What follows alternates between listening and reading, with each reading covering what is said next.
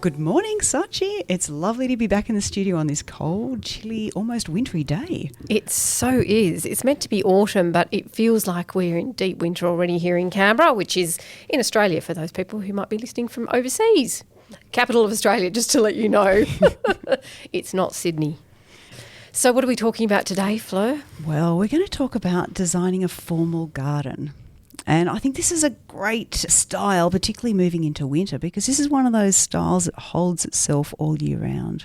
And I think the other thing that I think about formal gardens is they're very calming because they're very ordered and they don't at all have any sense of chaos in them or, things going wild. They are probably the epitome of a manipulated garden space, something that gardeners actually create. There's no wildness in a formal garden.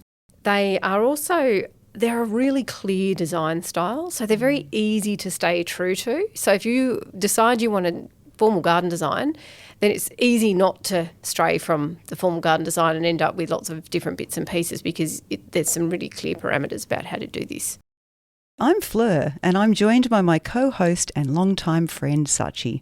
We're second career landscape designers and bring our life experience and a fresh perspective to designing gardens.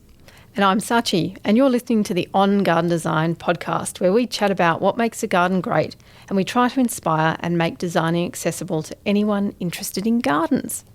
So then, who would suit a formal garden? So what sort of personality type? I know. Well, obviously someone who likes order.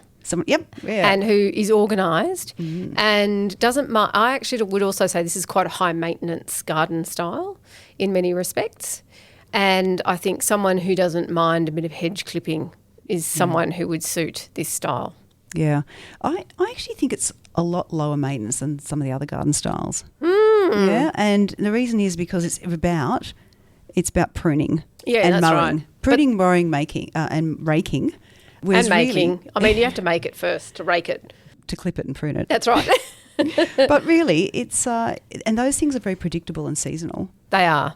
So because there's no real gardening insofar as the planting, changing your annuals around. You're not deadheading a lot and all of that kind of thing as well. That is true. So you're not really fiddling in the garden. That's really what takes most of our time is the fiddling in the garden. Whereas here, you're just out there to just hedges and edges.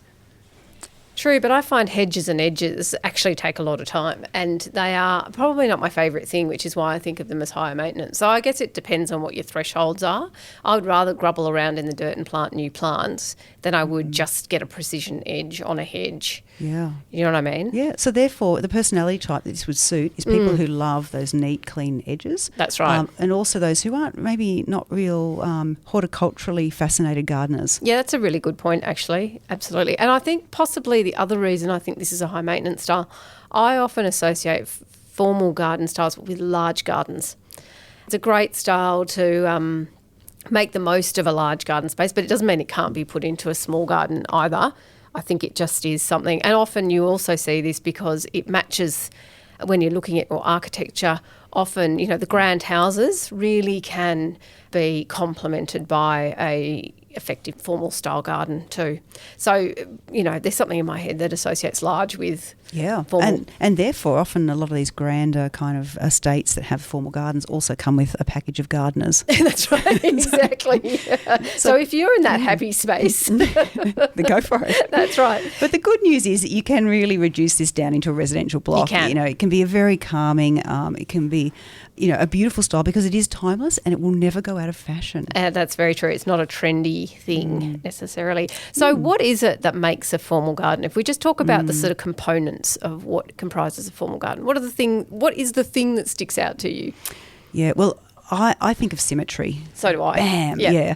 And I have to say that formal gardens, even though the style seems simple, like it's, strong, symmetrical, strong axes, those kind of things, I think the key to getting this right is strict adherence to the principles and discipline. I think you're right too. It's quite a constrained style in that it's constrained in the colours, it's constrained in the plant palette. Like there's not a lot of plants that you put into a formal garden or, it's quite a limited plant palette. And you don't go for big pops of colour or anything like that either.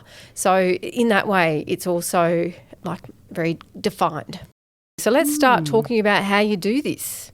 Yeah, right. Well, what would you start with? Well, I'd start with the layout. Yes. Yeah, because we've talked about it's really the key thing that comes to mind is symmetry. So you've got to have a strong axis, a strong main axis, and then from, actually, you can't have a strong axis, can you? You have a strong line, and then from that comes an axis. Yes, that is true. It in itself is a cross. That's it. And that then goes off into other crosses. That's right. So basically you have a main cross, and then you might have lots of other paths radiating off of that, but they in themselves also have symmetry.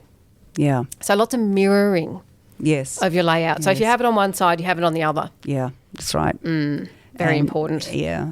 So when we think of like unity and balance and proportion, these are just key to getting your layout right. So it's about getting the sizes of the axes, and it's about getting the garden rooms that come off each side of that, and then breaking them up into very balanced and proportional spaces. Yes, I think that's right. And I think balance and unity are probably pretty easy to get right in a formal garden. Proportion's the one that is always more challenging. Yeah. So how do we work out our proportion in a formal garden? Do we use the house as the measure? Or there's also a rule of thirds where, if your house is a particular size or your garden is a particular size, you might want to be thinking about it in thirds and do a 1/3, 2/3. So you're always using a third proportion in some way, 2/3 to 1/3. No, so 1 to 3, 2 to 3, something like that to help you work out your layout and your proportions. What would you be doing as well as that? Yeah. Or have you created such a hard question we can't answer it? No, I'm just sort of imagining that. I think that you've got to have these you've got to have major, larger, open areas that then spear off into almost garden rooms. And I'm just thinking back to the Paul Bangay garden we went to a couple of weeks ago, which was Shirley, and he had some. There was a large sort of rectilinear shapes. So were large rooms, and then you went down into the parterre area, and even though the parterre itself was the same size, the whole parterre, the same size as the larger room, when you went into the parterre, it's broken up into 4 parterre gardens. That's true. And so that's what gave it really good proportion, is the mirroring of those blocks of almost like those different chunks of the garden were the same, but inside each of those rectangles. It was broken up again evenly. Yes, and it was very pleasing in very that structured regard. Again, and a pattern. Yeah. I think pattern is probably quite important in a formal garden too. So if you're thinking about something, you're thinking about repetition. You're not thinking about, you do something in one corner, something in the other corner, and something else in the other corners. You're actually thinking you pick a pattern and you stick with it, and it's all symmetrical and it's mirrored so that your layout looks very ordered and structured. Yeah, that's right. And in fact, we saw in that one that there were 2 main water features in that particular garden, but they sat inside the big rectilinear chunks. So the sort of sets of rectangles were all about the same size, but then in one of them there was a sort of rectangle with curved edges water feature, and the other one was a round one, circular, but they sat inside the rectangle, so it still worked. That's very true. And I think it's worth thinking about the actual lines you use in a formal garden too when you're thinking about your layout, because as we talked about earlier, well-defined, recognisable shapes is part of the formal garden too. Here's not somewhere where you might have flights of fancy organic, curving, shapes. Here you're talking about absolutely, you might have circular type shapes, but they're quite defined and they're recognisable as a hemisphere or a diagonal that cuts across something that makes a very neat triangle. And then you're thinking about repeating those shapes for structure and that pattern and that regularity and the symmetry. Yeah, repetition is a big one. Yes, it is. Yeah, and geometric shapes. Yes. So I think that's what you're getting at is, your squares, your rectangles, your circles. But you might have a half circle or you might have a rectangle with curved corners, for instance, but you're repeating that throughout the garden. It's not organic shapes is what I'm getting at. Yeah. Yep. And what else would you be thinking about in terms of the layout elements? Yeah, I'm thinking of garden rooms. Yes, yeah. Definitely, which I sort of think we might have touched on. Yep. But also key focal points.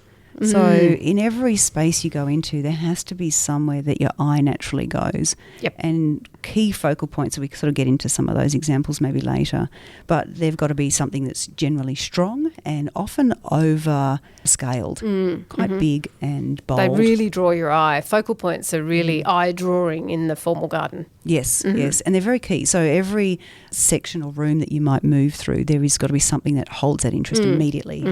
It demands your interest. I'm just thinking back to I can't remember the name of it, Retford Park in Bowral that you and I visited last year.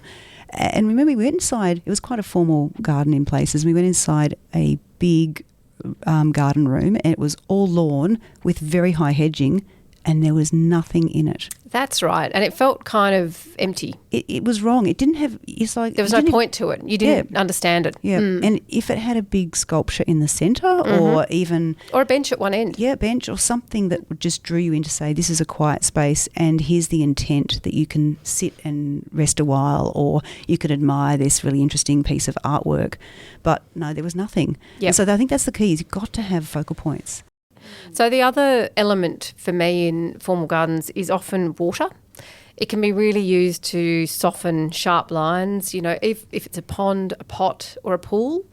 And they're often central to your symmetry as well. So your symmetry, they might be on your main axes in some way, but they are often a significant feature in a formal garden, at least in one of the rooms. Yeah. Or a couple. Well, while we're on water, let's talk about water features. Yeah. So a reflection pond really is, to me, something that's got very clean edges and doesn't have plants in it. Yes. So we're not talking about lily ponds here. That's right. Yeah. And it's usually the water is clean and you might have a couple of little bubbling jets in it. Yeah, and that creates... Very much about the water. Yes. Yeah. So, very much about the water. But then also in formal gardens, you may also have stone fountains or tiered fountains. Yes. And in your garden. Yeah, that's right. Mini Versailles. That's actually, right. The fountain's actually called Mini Versailles. Oh, is it? It's kind of a contemporary version of a Versailles fountain. Well, that just shows you can put formal in a residential garden, no problem. That's right. Well, my garden really is formal. That's right. It starts at formal and it's a bit cottage formal blend. It's formal. I always say the layout's formal. The layout is formal and it's got elements of cottage tucked neatly behind the clipped box hedges. That's right, exactly. Which makes it very nicely formal. But it does have a sense of a bit of wildness and, people going a bit wild in the middle of your little boxy hedges things. Anyway, so back to water. Yeah. We've talked about the reflection ponds or the reflection pools, stone or stone fountains that are often tiered. Yep. Also large ponds. When you're getting out to the further parts of the garden, if you're in a bigger or a lake, area, if you're lucky enough. Yeah, that sort of thing. I'm just thinking about Shirley had a lake. That's right. That's right. With an island. Yeah, and a lot of these, traditionally formal gardens in Europe have been built on the back of waterways. So you do have a lovely lake or a lovely stream or something like that coming through them. But in most residential places you don't. But, lily ponds, you can certainly, that's what sort of is the outer side of the garden. And often that is where something becomes round. But it is still round. It's not organic. That's right. Yes. It's got to still have that very geometric, clear, well-defined shape. Yes. Yes. Something that's recognisable to humans, not where we go, is that a jelly bean or is that something else? So is there anything else on layout or should we move on to something like plants, which are obviously really critical to this kind of Sure, we can go to plants design. because plants, they are critical, even though they're very restrained. They are. And you repeat the same type of species and deliberately so because we don't want pops of colour and we don't want anything that's a bit too crazy. So what we're talking about is repeated plantings in your beds which are symmetrical, so they're going to be mirrored on one side to the other, so your plantings are going to do the same. They're going to mirror the beds as well, so you've got the same plants repetitively throughout your garden. Yeah, we often see hedging used in some different ways. So typically hedging is used to frame a garden room, and there'll be a higher hedge that is above your eye height that scaled according to the size, maybe the law of significant enclosure. Yes. How high your hedge will be. That's right. And then there might actually be layers of hedge. So you'll have the taller hedge and maybe a medium-sized hedge. And then around some areas that allow some garden beds, then there'll be the smaller hedge. And often, Buxus is often used in a formal garden. In Australia, well, certainly where we live in Canberra, a good alternative is the euonymus because it doesn't orange off in winter. Like the Buxus tends to do. It's still nice and dense, and it's got a nice glossy green leaf. And it clips really well, so that's the Euonymus japonicus, but also the Lonicera natita is another good alternative for those who aren't really good on the Buxus. Although you've got to do a fair bit of pruning of the good old Lonicera. Lonicera grows very well. It's quite prolific. Yeah, it makes a nice green glossy small box hedge though. It does, it does. So I think what we're saying is basically hedges in various forms and sizes are very much a feature of a formal, I almost said a royal garden, a formal garden. They can be rather royal. They can be royal, absolutely. And the hedges do tend to be clipped in a rectangular shape. That's right. You don't tend to get sort of round wave type pruning. Although you do, like as long as it's, because parterre gardens often can have quite a sort of a hemispherical shaped hedge, low one, because I was looking at some photos last night preparing for this, and there are quite a few examples of that. But I immediately think of a square clipped hedge as well, although there are some formal gardens that use a very neat rounded hedge too. And I guess it kind of reflects the fact that topiary is also an element in formal gardens, and topiary is often quite round. So it might be that your hedge is actually a bit more of your topiary than it is your hedge. In a way. And you might find that, you're in a formal garden, you actually have a hedge which has topiary symmetrically placed at either end or in the middle or something like that to create a focal point, or full stops punctuate, the shape of whatever's going on in that garden room. Yeah, and particularly at the corners of a low box hedge, the corners often have the sphere cut box that's part of that hedge, but it's mounted into a sphere. And in fact, having balls of foliage like it's topiary is just something that's clipped, really. And so having a series of, groups of 3 or 5 clipped balls is a very nice feature because once again, it's neat and it's very orderly. And I think one of the things that, just in terms of, because we were just looking at some open gardens in Canberra on a very cold wintry day, but we walked past, and I never know how to say that, Elaeagnus. I always think of gelatinous. That's why I get it confused. But it is not gelatinous. It's actually quite stiff. But, when you've got larger leaves, you need to be really careful how you're clipping a hedge in a garden, because if you just use a hedge clipper, you get lots of chopped in half leaves, which can look really brown and messy. So formal gardens often have quite small leaved hedges, I guess, or you're happy with your clipped edges on your hedges, or you're going to be pruning a lot by hand. And maybe that's why I also associate these with high maintenance work as well. Yeah, well, because a formal garden has to be neat. It's always got to be neat. So, if something's sort of growing a bit out of your hedge or out of your sphere or out of your nicely shaped pyramid, then you've got to cut it off. You're walking around this garden with a pair of secateurs in your pocket no matter what. Yeah. Just in case something's coming out of the edge, over the edge. That's right. So tell me about the trees that you might use in a formal garden. A royal garden came into my head again. Well, I think this is a garden which celebrates your big classic deciduous trees. So, your elms and your oaks. These are good classics, but along with that, so there's an allowance for deciduous because you want that autumn colour, and you'll see that all through these formal gardens. But there's also that element of columnar trees. Now, some will be deciduous, but others tend to be the conifers.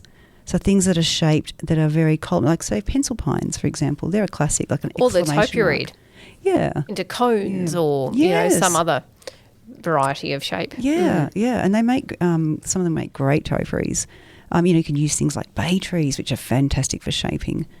Again, you don't want to use hedge clippers because it'll chop your leaves in half because they're quite large leaves. But this is also a place, or rather the formal garden is a place where you'll also find pleaching or espaliering or coppicing. No. Probably not so much coppicing. What's the other one? Pollarding. That's what I was Yeah. after. Pollarding, which is when you basically trim your tree right down so it doesn't have many spreading branches, and it's more creating that lollipop look of a tree. Yeah. But that's, to keep that order and shape, and you will repeat your trees as well often, and you might have them set out in a very neat, structured pattern in your garden. Yeah, that's right. And so in quite large trees. Yes. And in fact, Shirley, we saw plane trees that were pollarded, and they were kept quite small as a result. Yeah, they probably weren't any taller than about 3 or 4 metres. Yeah, that's right. Yeah. And maybe 3 or 4 metres wide as well. Yeah, very nice. Very different, yeah. But that was in the courtyard, so that was all about bringing it into sort of the human proportion. Space. Yep. And then out in the gardens, you've got some beautiful tall birches and oaks. So what else would you think about in plants? So I'm thinking sort of whites and purples. Mm-hmm. Some gardens are quite restrained and they just stick with the white and green palette. That's right. But more and more you'll see whites, purples, maybe pinks. Pale purple. Yeah. Pale blue. Yeah, but very rarely in a formal garden will you see the oranges and the reds and, the yellows. And even. really bold colours, I think, is the thing that you tend not to see. Yeah, it's really got to be a very gentle and soft and calming, tranquil palette. And in fact, the thing that comes to my mind when you were describing, an enclosed bed with a buxus hedge or a low hedge, whatever it might be, often that's used to say, disguise the stem of a standard rose, and the rose will provide you that, interest in the middle of your garden bed. But again, it will be very structured because it will be quite clipped into a round standard and manipulated in that way. Yeah. In fact, I'll post a photo. It was a great shot of one in a formal garden in New Zealand called Winter Home. And the entire citrus orchard was espaliered and set inside a diamond grid of buxus hedge. I don't actually know how you got to pick your fruit because it was actually really hard to kind of get in amongst them. But ornamentally, it looked beautiful and it's just so precision and so well laid out. So that was just sort of a classic example of using a formal garden. Yeah, that's your sort of productive orangery. Yes. So if we're thinking about, like we've mentioned a number of plants, I think the thing in Australia though, for those Australian listeners, there are also plants that are Australian natives you can use to create a formal garden. Are there any that you come to mind for you, Flo? Well, definitely the Westringias. Yes, yeah, for clipping. They're great for clipping, for making spheres, for toporizing really, spheres, pyramids and that kind of thing. They look great and they've got a nice kind of sort of a olivey green smoky colour in the leaf that goes really well with a lot of Australian landscape. A few others that I just was thinking about, the lily pillies can provide a really nice dense hedge if they're well clipped as well, if you're in a relatively frost-free place. Some of the low-growing banksias can be quite neat mounding, elements as well. And in fact, I saw a really good picture also of grevilleas that were grafted as weeping standards to frame like a doorway or a pathway entrance and be almost like a topiary, but a slightly more natural type of topiary. So there are things you can do within the Australian natives that also lend themselves to a formal garden. Thought it might just be worth reflecting on that as well if you're interested in your pollinators and your local species. Well, we haven't talked about a few things yet. We've still got a few things to go. We need to talk about structures. We do. And we need to talk about features and also materials.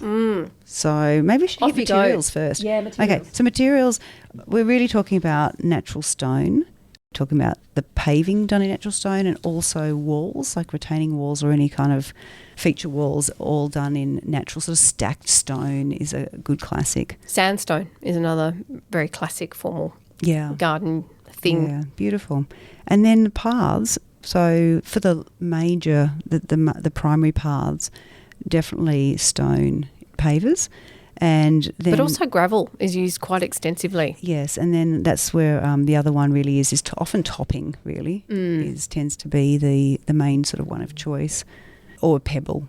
Yes, that's right. That's exactly right. But always very much confined in a very neat edge of some sort, so either metal edging or some sort of course of bricks or pavers to make sure that it all stays within its confines. So in a formal garden, what sort of structures are we likely to see? For me, well, I'm wondering, are you talking about things like built structures, or are you talking about things like parterres and mazes and things like that? Well, really talking about the hardscaping at this stage. Yeah. Okay. So, greenhouses are a big one. That is true. Yeah, that is true. There's some beautiful, you think back to some of those formal gardens, beautiful greenhouses which are built, probably the first metre is a kind of on like a nice brick or something like right. that. To or give a the stone. warmth, yeah, that's right, in the greenhouse. But, when I was doing my garden, I found it really hard to find something like that. Because it was so customised. Yeah. So it's really hard to necessarily find that. But there are some really nice glass houses.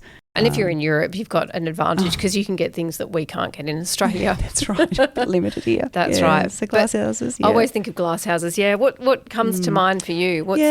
I think of colonnades actually. Oh, right. Yeah. Yep. So colonnade is generally it almost seems to be a bit two-dimensional. It's a kind series of like of pillars. A series of pillars, that's right. And they've got no real role except other than to look. To frame views, really. Yeah. It's almost like having a series of windows. Yes. And as you sort of wander along, your view is sort of framed by these colonnades. And because the colonnade doesn't go over your head, it's just pillars. Yes. And often with a stone wall that you could sit on and then sort of gaze out. Through the colonnade, yeah. So it almost creates a sort of divide and almost like a sense of it's an open air window. That's right. Run. Other things would be arbours. Mm-hmm. So walk-through arbours I'm talking about, not little kind of bench seats that have a little dinky thing over the top. Yeah. Talk about big walk-through arbours that, that may be dripping with wisteria. Yes. That sort of thing. And really oversized columns or beams. Supporting it. Yeah. And not just because wisteria is strong, but because that's what you need in the landscape is good, strong defined, structures. well-defined again, very clear structures. Absolutely. And I'd say that goes the same for any, if you had a seating area and you actually had a structure overhead as well, which fit in a formal garden too. Again, something that's symmetrical, something that's well-defined, and often you might have some climbing roses up the sides as well, something like that. And what kind of materials would you see things like arbours, colonnades and some kind of overhead structure, pergola type thing? Not a pergola as we know it, but very clear structured thing. Yeah. I'd say sort of plinths built from stone and the posts and beams sort of structures built from timber. Mm-hmm. Also with the colonnades, you might actually get something that looks like stone. Yes, yeah. So you might use concrete. Yes, it might be concrete, or it might be like a fibre cement. That's right, and it might even be plastered to look like a particular type of stone, or something matching the house. Yeah. In terms of the architecture and the colour that might be used on the house, a stucco of some sort. Yeah, that's right. Yeah, but big and bold. Yes, think big and bold. And in fact, there was a good example at Hazeldean when we were there a couple of weeks ago, and we should put a photo of that colonnade up because it actually drew from the house. Yeah, and it continued into the garden. So that might be a good example. Definitely. So what else? I'm conscious of our time because we could just talk about this all day. Well, features I think are important. We need to talk about those. Yes. So we're talking about here really large sculptures usually with some sort of nod to history. I was about to say, I always have the Venus de Milo and the cherubs, peeing into a pool or something stuck in my head for a formal garden. Well, it depends what floats your boat. But I think really you can contemporise some of these sculptures that, and I've seen some beautiful ones even in Canberra where the big bronze modern, but not abstract. Yes. I think that's the difference, is what we're talking about with sculptures in a formal garden is that they've got to be recognisable in a historic way. So it might be a form of a person, it might be an animal, a bronze horse or that's right. And like that. In fact, it reflects that comment that we made about the lines in a formal garden are geometric, they're recognisable shapes. The same goes for any feature that you might put in the garden as well. You don't have abstracts because you start to draw the contemporary into something that is not necessarily a very contemporary type of garden. Yeah. So right. I think that's important, absolutely. So good materials for sculptures would be things like bronze, stone, Things that get a bit of weather and pattern up. Yes, love that. Bit of moss. Yeah, bit of lichen. Large classic urns. They look fantastic. They don't necessarily have to be planted out. Things on plinths. That's right. Yeah, so an urn on a plinth or a bust on a plinth. But even benches, sort of the furniture that, you know, punctuates the end of a path or somewhere to sit, and a sundial in the centre of a Cross axis. axis. Yeah, Yeah. that's right. Yeah. Those kind of things also. Yeah. And I think a key thing to think about for features, but also features that are the focal point in a formal garden for at night, if you are someone who uses your garden at night, is lighting on those features, so it's very clear that that's sort of what you're aiming Focusing at. on. Yeah, that's right. Yeah. Probably the only last couple of points I've got on features is use of wrought iron. Wrought iron's a big one for formal gardens. It's a classic. It's timeless. And so, for example, things like gates. Wrought iron is great for gates. Wrought iron is also great for furniture. So your patio furniture may tend to be in wrought iron. And it doesn't have to be white wrought iron. No, goodness no. No, I don't know why, but white wrought iron always comes into my head when I'm thinking about wrought iron. Oh, okay. It's that, you know, that painted enamel white. Oh, okay. I tend to think of the black, basically. Yeah, Black or the dark green. Dark green, yeah. But, yeah, wrought iron, anyway, is a good one. Anything we haven't talked about for formal gardens? Well, actually, probably just a question I want to put to you then as we start to wrap up is, you know, we've kind of made this style sound quite easy. We have. And you know, we've said, just come up with a big, strong axes and put some tall hedges in, find your garden rooms, you know, frame them and then put in some nice water features. Bob's your uncle. Yeah, it's so easy. You know, just pick 3 different plants, you're done. That's right. So I want to put a question to you, and that is, so if it sounds so easy, what can go wrong with trying to apply this style? I think probably if it's particularly in a big garden, getting the proportions wrong can be the key thing that draws it down. I think, as I said earlier, getting balance and unity in this garden is actually reasonably easy. The proportions, though, to make sure that everything fits together right is the bit that's harder. Yeah. So what's your view? Yeah, look, I think it comes back to principles. This is a really disciplined style, and if you can apply the principles in their true form, you know, and I think you say that, you know, unity is quite easy because it's about repetition here. Balance is quite easy because we're having this strong centre line. Everything kind of mirrored each other. It's easy. Proportions, if you can get that right, then I think you've nailed. If you got all those 3, then you've nailed the style. I think, though, the other thing that I probably would be challenged by if I had to do it in my own garden would be being constrained. So maintaining that discipline, the colours, the plant palette, you know, that you do maintain that unity through repetition, through your colour palette, not a lot of variegated plants or different types of plants, lots of evergreen, you know, that would be pretty challenging too. Yeah, too much clutter. Yes, that's right. This is, say, highly disciplined. You've got to get rid of all those little pots and you've got to put them in the greenhouse. There you go. Right, so if you get your principles correct and you get rid of your clutter and all your competing colours, then you've got a really good chance of getting this one right. That's right. Any last things to say before we wrap up, Flo?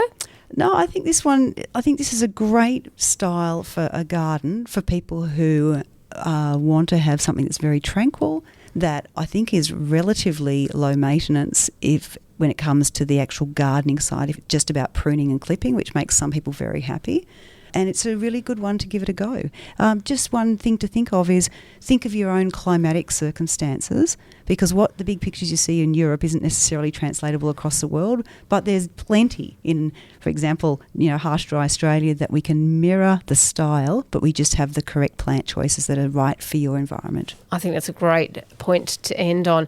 So thanks for listening, and we'd love it if you followed us and you knew then when the next episode was available. And you can also leave us a review so other people can find us so that they can enjoy what we're doing as well. And you'll see accompanying pictures on social media, Facebook and Instagram. And we would love to have you join us next time again, and we'll talk to you then. Fabulous. See you later. Bye. Bye. If you're enjoying this episode, let us know by buying us a coffee through the Ko-fi link in the description of each episode.